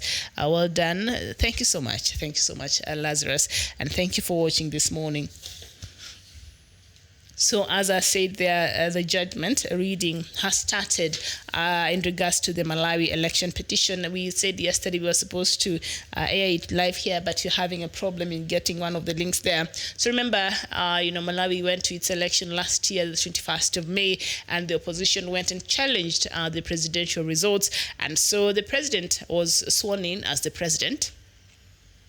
But now, even as the petition, was in court, and so today they're giving the ruling. It is so long, so they will not complete the whole reading of the whole ruling today, but they'll just read what is important in regards the gist of the ruling today. So we are waiting for the latest there from the High Court in Malawi there over the ruling, the petition that is challenging President Peter Mutharika's re-election. And so, in other news also, I don't know why Dr. Matsanga is not here. I would have wanted to have this conversation with him over here. And In Uganda, the East African Court of Justice is this week expected to make a very critical ruling in Uganda, where President Yoweri Museveni's bid to extend his 34-year rule of the country was being contested by contesting in next year's general election. Now, in a petition that was filed by a Kampala-based lawyer, Mr. Mabirizi Kiwanuka, the EACJ has been asked to determine whether a decision by the Constitutional Court of Uganda to extend the presidential term and age limit is against the East African Community Treaty of Democracy and Good Governance. So Mabirizi, who is representing himself at the Arusha-based court, is seeking the interim order of injunction restraining the government of the Republic of Uganda from implementing any of the provisions of the Ugandan Constitution Amendment Act 2018. So someone is at the court there in Arusha, Tanzania. This lawyer, Mr. Mabirizi, I must say, is very brave from Uganda. He is there representing himself, and he's challenging, Mr. Museveni's extension of his already 34-year rule in Uganda because he'll be contesting for re-election next year. And so, of course, it was the amendments that were made in the 2018 Uganda Constitutional Amendment Act that lifted the term limits and the presidential age limit, and so they're going to the court there to wonder, to ask, why for the court to determine, according to the East African Community, rules on governance and democracy. There's a treaty there, East African Community Treaty on Democracy and Governance, and perhaps I should have looked for this, but I didn't have time. But I'll come with it tomorrow here. It is the extension by President Museveni seeking to extend his rule. He's ruled Uganda for 34 years. 34 long years. And so he took this case to court, the East African Court of Justice, to determine by Mr. Museveni insisting on staying in power, is he going against the East African Community Treaty on Democracy and Good Governance? Let's wait and see. So the ruling is expected this year, and we'll see whether this will make Mr. Museveni not run. I don't think it will have any bearing. Mr. Museveni will run for the election anyway next year. I don't think he would care. I don't know if this will have any bearing for him. But Uganda is a member of East African Court of Justice, so I don't know if it will mean anything to the country, but it's very interesting. And when you see, democracy, Uganda, I mean, those are even two things you can't speak about, mention in the same sentence, because they just do not coexist. They don't follow each other in that order. Uganda, democracy, Uganda. No, it does not happen there.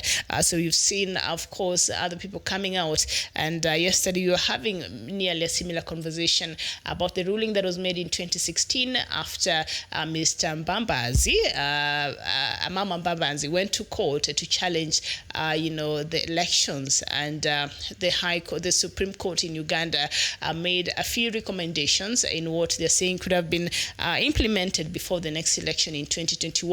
And a host of suggestions that the Supreme Court in Uganda they made, and one of them is to introduce an electronic voting system, and another one was to make sure that any broadcasting house was able to broadcast the campaigns of all presidential candidates and not just focus on one, because media in Uganda is heavily state controlled. So if you think that you're going to do any different than what the government expects you, so they will rain on you, your license will be, they'll threaten to take your license. We've seen some media houses getting closed down.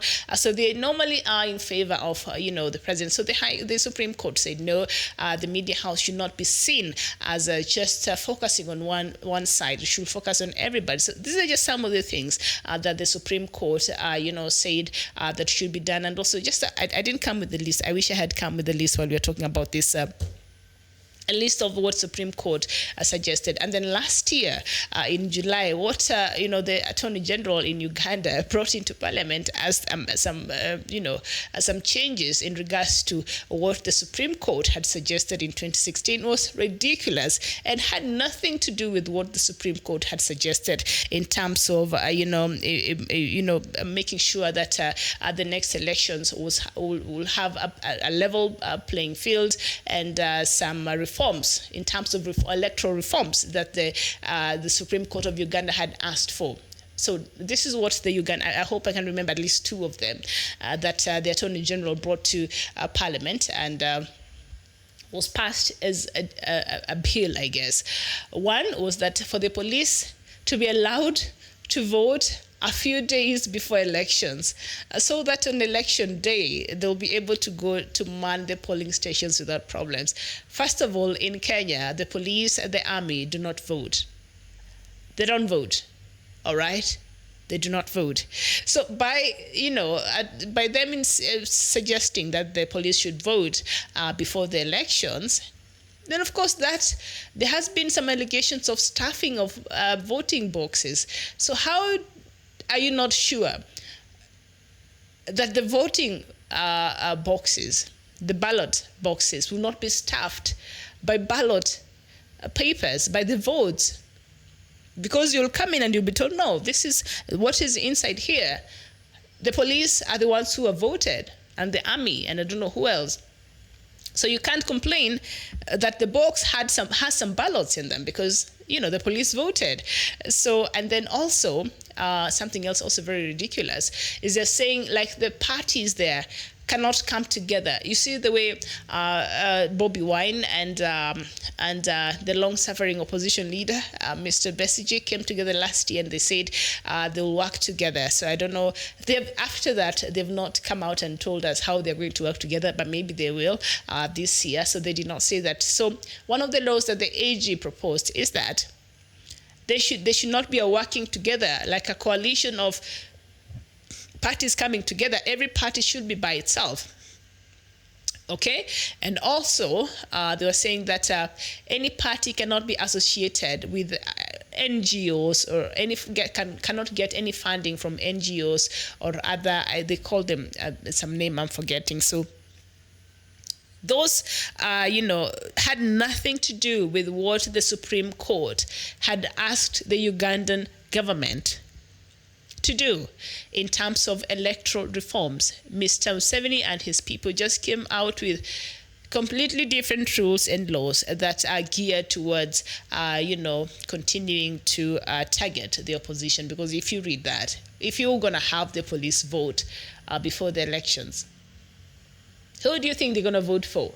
Obviously, there will be some vote stuffing, right, in the ballot boxes. So it's ridiculous there. Emmanuel Malwal, you're saying President Museveni is becoming a grandfather of dictators in East Africa. Bob Ejike, you're saying, will the people look on as sheep led to the slaughter? They must arm and defend themselves. Oh, all right. So on Burkina Faso matter, I guess you're agreeing that the government should go ahead and arm the civilians. But do they have structures in place that they can be able to keep up with these arms that they will be giving? Because when you see here the requirements, you only need to be 18 years of age. You need to have a spirit of sacrifice within you. And what else? And you should not be a part of a political party. Are you serious? Are you serious? It is the structure, the proper structure that, can ensure that these people who are armed are responsible. How do you know? How do you know they're not going to turn the guns on each other? How do you know one side of the community has been warring, like the way you see Turkana and Pokot here in Kenya? They keep fighting. They're warring communities from time immemorial. And now you want to go there and arm them to fight a different group. How do you know? This will be a great opportunity for them to, now we are armed and we're going to fight them. How do you know that these young men will not be recruited in Boko Haram and the Islamist group? They can be lured. They're very young and they lack sometimes. When you're 18, You're not that smart. Although, when you're 18, you really think you can conquer the world and you have it together. And then you realize, you grow older, you realize, maybe not. So an 18-year-old should not be trusted with a gun to take care of any kind of security. No, not in Africa, no. But you're saying they must be armed. Yes, but there has to be proper structures.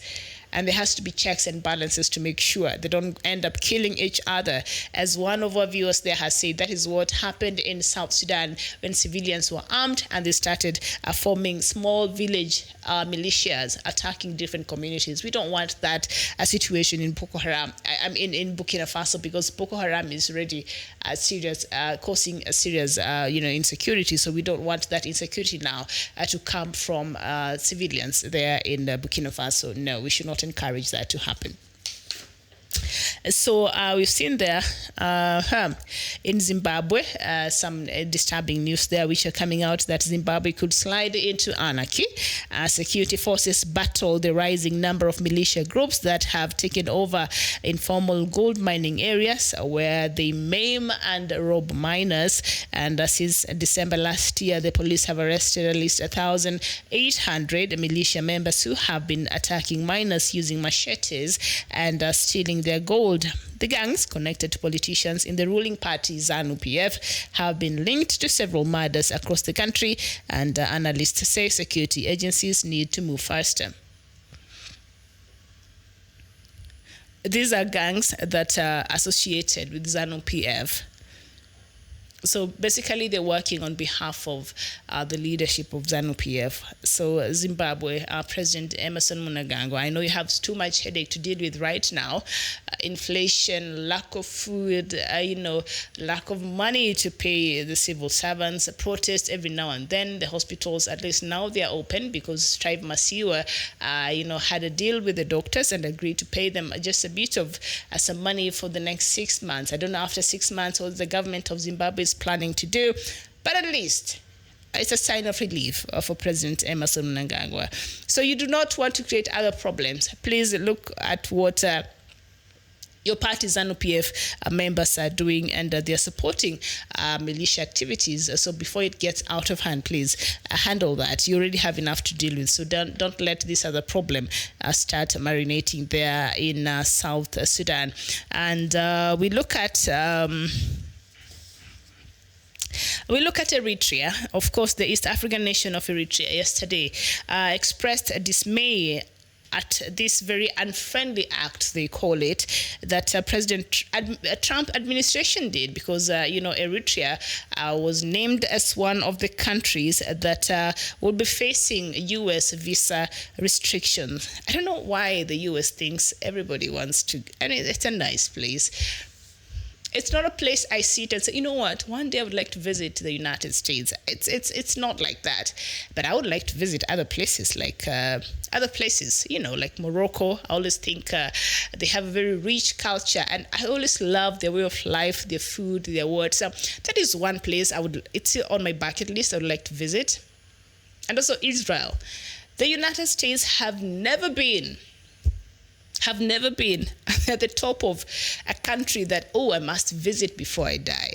No. So I don't know. But also, I think by them giving these travel bans, is because they know these people that will be facing these restrictions perhaps have interest in the United States. Maybe they have businesses, maybe they have children who study there, maybe they have family members there. So it's going to affect them. The visa ban will affect them. And so Eritrea, I don't know why Eritrea is coming out surprised that they've been put on this list of visa restrictions. Eritrea is one of the countries that is very oppressive to its own citizens. Eritrea, as we speak now, has closed all the schools that are run by the Catholic Church, has closed all the hospitals that are run by the Catholic Church, and by the way, their majority there, and they're the ones who have been serving the people. So it has closed down. When you go to Eritrea and you want to use the internet, you'd rather just not. If you're going to stay there for a week or two, just finish your visit and then come back to your country, continue with life. Because it's nearly non-existent and it's painfully slow, I hear.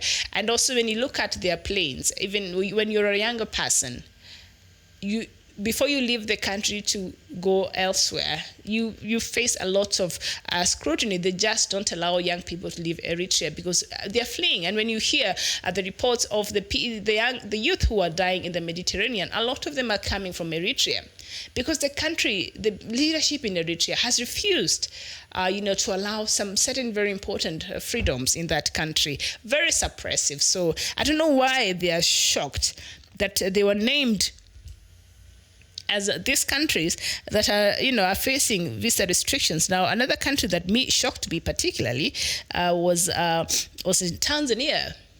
But not quite, because we know Tanzania and the US and the Western world, they have not been seeing eye to eye on certain matters. The Tanzania leadership, President Pombe Magufuli has said, no, matters to do with gay rights and whatnot. That is not something that is an urgent issue for us here in Africa and goes against our cultural beliefs and, African setting as a whole. And so he has refused, so that has meant some aid has been cut from going to Tanzania. And also after President Pombe Magufuli came out last year and said, not last year, the other year, that pregnant schoolgirls, teenage girls, should not be allowed to go back to school. So that made even the World Bank hold some $300 million of help that was supposed to be given to all schools, which I think does not make a lot of sense. So if you are giving this money to go and help schools, first of all, I do not agree with Pombe Magufuli on that matter of girls not being allowed back to school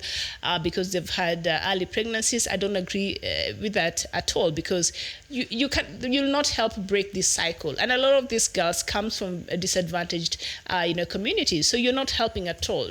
Two wrongs can never make a right. And to see a prosperous society in the future, then we must allow these young mothers to go back to school so that even these children can have a brighter future. If you don't, they'll go and get married as a fourth wife, as a third wife, and all of that. And we're not going to break this cycle of poverty. So that is counterproductive. But having said that, for the World Bank to hold the $300 million of aid that was going to assist a lot the schools there in Tanzania does not make sense to me either. You cannot have the whole country suffer because of. So I don't agree also with that. So it's very interesting. But so that really did not shock me quite much, seeing that Tanzania is on this list. And of course, President Pombe Magufuli has been accused of having some dictatorial tendencies. He's becoming another dictator in Africa. But what he believes in strongly, you will see how he acts on it. And, we've seen some opposition leaders being attacked, others being kidnapped.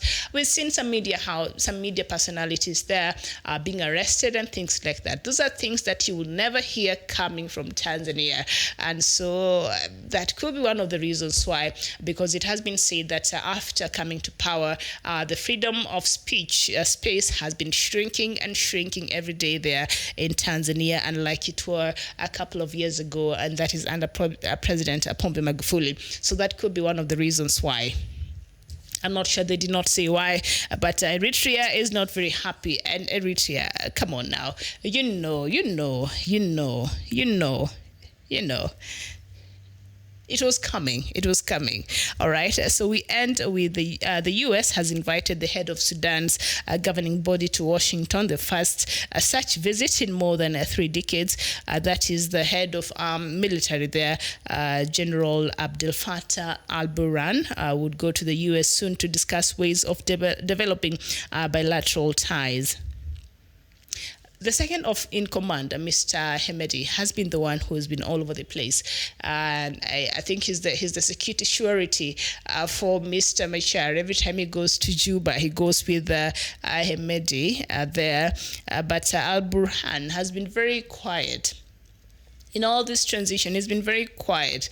You don't hear much about him. So he's been invited. So this is seen as a positive sign. Remember, Sudan right now is on the list of countries that are supporting terrorism across the world. And they found themselves in this list in the early 90s after Osama bin Laden was discovered to have been being hid there by Omar al-Bashir. And so Sudan and its port are in the countries that are supporting terrorism. And this has really affected these countries country's economy and how the world perceives it, and even anyone who wants to come there and invest. When you hear countries under the list of the countries that are supporting terrorism, that is not a place you seek to go make your investment. So this has really hampered a developmental agenda in Sudan. But Omar al-Bashir didn't care much. But with the new leadership under Prime Minister Hamdok, he wants to open up Sudan to the rest of the world, and he's been making an appeal to the US and other countries to put pressure on the US itself to remove Sudan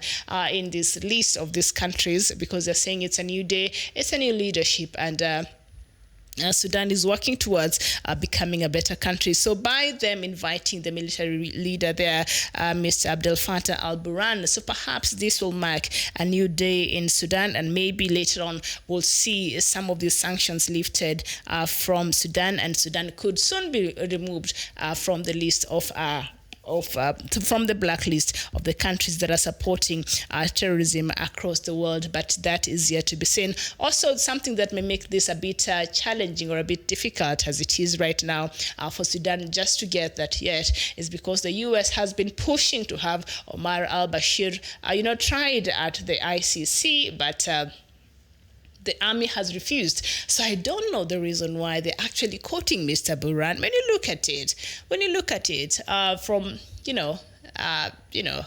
sometimes I have creative imagination, because Mr. Hemedi is was very close with former President Omar al-Bashir. And he's the leader of the Janjaweed, the Sudan Rapid Forces, right? Who are now fighting, have been recruited, and they're fighting in Yemen. Okay?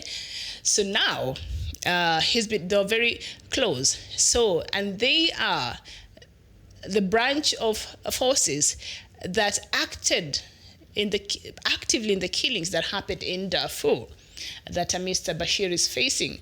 The charges against that warranted the warrant of arrest against him over the killings that happened in Darfur. So now, they invited the head of the military council.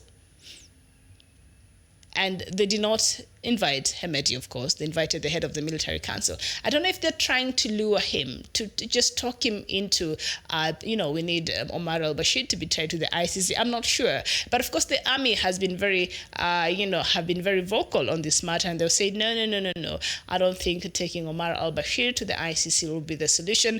We have our own judicial process in this country, and so we're going to try him over here.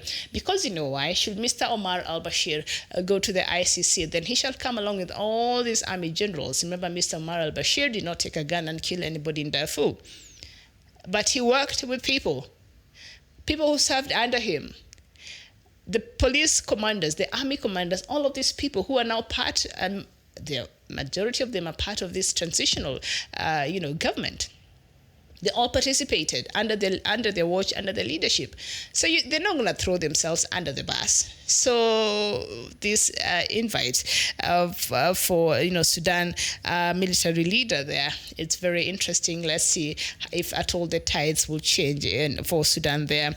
And so, of course, locust has been announced now as a national emergency there in Somalia. It's really devastating food supplies and might affect the country that is already very vulnerable. And it is the poorest country in Africa. So anyway, it's very interesting there. So back to the news that we started with earlier, but on Biafra. Oh, my time is up actually. So the indigenous people of Biafra on Saturday hailed the leadership of the Republic Party in Iowa, United States, for inviting its leader Nnamdi Kanu, President Donald Trump, to Donald Trump's campaign rally at Des Moines in Iowa, and the group claimed that Kanu was a special guest at the rally held on Thursday, that is on the 30th of January. It maintained development was an indication that the realization of the sovereign state of Biafra was at hand. That is very, very interesting there. I don't know how you feel about it. Biafrans who are watching right now, let me just read this long comment by Ishmael at J, but you're always very informative. Emmanuel Malual as well. and Bobby, Jackie, and other Lazarus, all our viewers. Thank you really for taking your time, and we enjoy reading and engaging with you. So let me just read a few of your comments, and then I'll just call it a day here. And Emmanuel Malloy, you're saying, Miriam, I remember the time when I was a child soldier. It was a bad experience in my life. Oh my goodness, you are a child soldier. Have you been able to seek for help, counseling, therapy? Are you over it? Do you still go? Do you have post-traumatic problems? How is it for you? Oh, I'm sorry to hear that. Okay, so Emmanuel is saying arming youth is dangerous to national security. Last week, youth clashed with army, which left over people are dead in South Sudan. Okay, all right. Ishmael at J, you're saying, I don't think they should be armed. If they need the military capacity, they should increase the number and train them very well. We should be mindful of state decisions. At the end of the day, women and the children suffer more than any other person because this arming decision most probably neglects women and children's safety concerns. If not, is the government going to arm women and children too? The people to be armed may also end up using guns among themselves, which will end worsen the case. I urge the government of Burkina Faso must please reconsider the decision. Absolutely, and I'm happy that you are agreeing with me, because I think that oh, okay. So you're saying, yeah, you are a child soldier in Western Lakes Estates. One day we shall call you and have perhaps a Skype interview, and then you can give us your experience and tell us your story, and maybe that way the world can learn, because we cannot keep on repeating some mistakes. You should not. There are some mistakes that you should not learn by you repeating them.